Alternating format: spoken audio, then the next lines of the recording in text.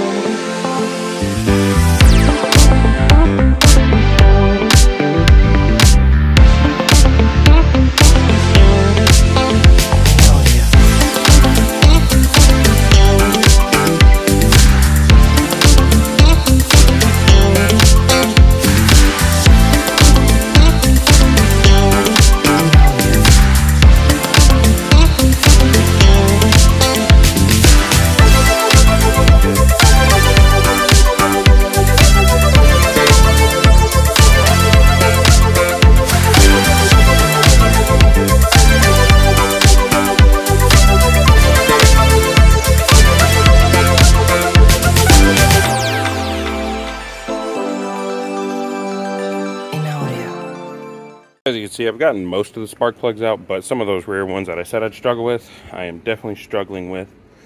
So I'm probably going to run upstairs, see if I can grab my ratchet, just a smaller one, instead of using this big old electric one, even though it made it a lot easier to get some of them out. Those rear ones, I'm running into the coil packs. So I'm going to see if a smaller ratchet will allow me to take those off. As you can see, my regular ratchet fits in here perfectly with space to wiggle. Now you're probably wondering why I didn't just use the ratchet from the beginning, and some of you are probably like, oh, well, the electric's easy. Well, my ratchet's actually broken, and it doesn't ratchet anymore. So once I break this loose... Wow, this one's on there tight. Damn. Okay, I might need two hands. But the ratcheting mechanism of this snapped off one day, so it does not ratchet in either direction. It used to ratchet only in the loosening direction, but we needed to tighten something, so Antoine kind of got it to where it's stuck in the middle and no longer ratchets. So it is no longer a ratchet. After like a good 8 minutes of fighting, I finally got this damn spark plug out. I was actually starting to get worried for a while that it tore up the threads in the cylinder head, but nope, as you can see, threads are fine. Between cylinder head, threads are fine, but as you can see, the spark plug put up a good fight, and I'm still a little bit out of shape, so I'm sweating pretty good. It is humid out, I'll give myself that. It rained a lot yesterday, so That's what we'll do. We'll blame the humidity. But I think I have one more in the very back. Thank you. You know, love that. And then I can start putting in plugs and wires. I got a bit of advice for anybody with an E500 trying to do their spark plugs. To get to the rearmost spark plug, take the coil pack off. I was trying to do without it because my tools are upstairs. And I ended up just digging a bunch of grooves in my arm from the coil pack. So you're just going to need a T30 Torx to take it off. Let's see if that'll focus. There you go.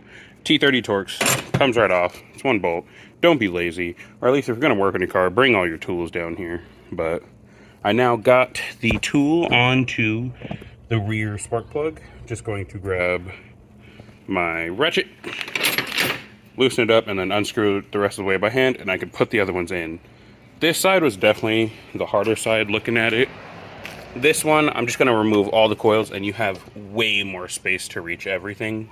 So if you're one of those people who likes to save the easy part for the end, start with the driver. If you don't want to do the easy part at the end, you want to start easy, start with the passenger. But I need to hurry up and get this wrapped up because I got somewhere to be. It looks like much hasn't changed, but I just wanted to point out that this car takes so many spark plugs. You get the whole box. No. You get the whole box instead of just individual plugs. But I'm going to time-lapse putting the plugs in on that side because I can get more space to show you guys what's really happening. But I'm going to wrap up this side.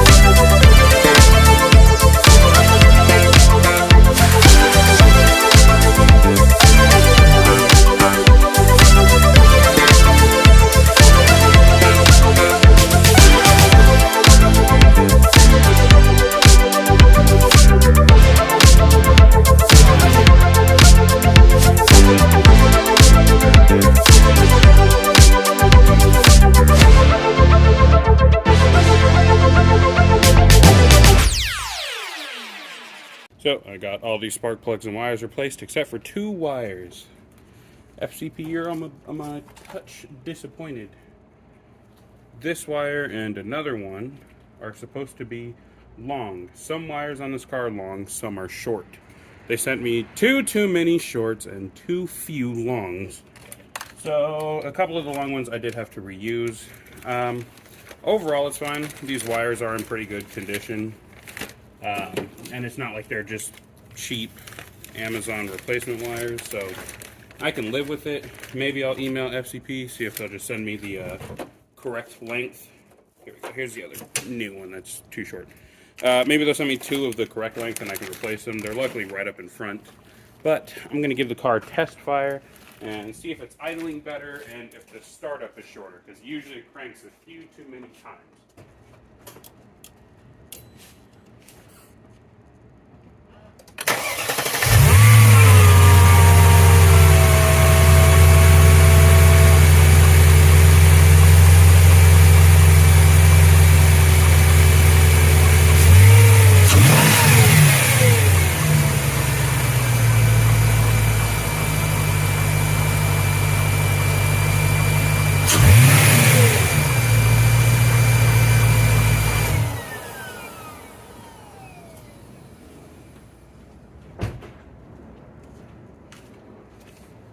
Well, you guys probably won't notice because you don't drive the car like I do, but it is running way better.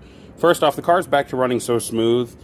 If it wasn't for the fact that the engine made noise, you wouldn't notice it's actually running because it's just so smooth.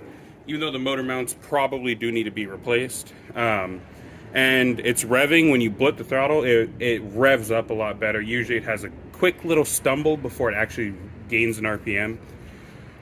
So I'm not going to record it, but I'm going to wrap everything up, clean up all of my mess, because I got some plug over there, and I got some trash over here.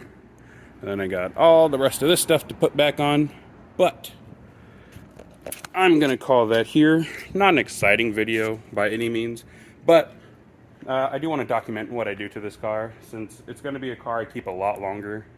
The Celica I planned on having for a little bit longer than I did, but I knew I wouldn't keep it forever. I kind of bought it to see if I like Celicas and to flip it, because it was such a good deal, which I would have been successful doing had my cousin not gone to jail. So I'm going to wrap all this up. If you guys enjoyed the video, please give it a thumbs up. If you want to see more, please subscribe. If not, hope you have a good day either way. See you in the next one. Peace.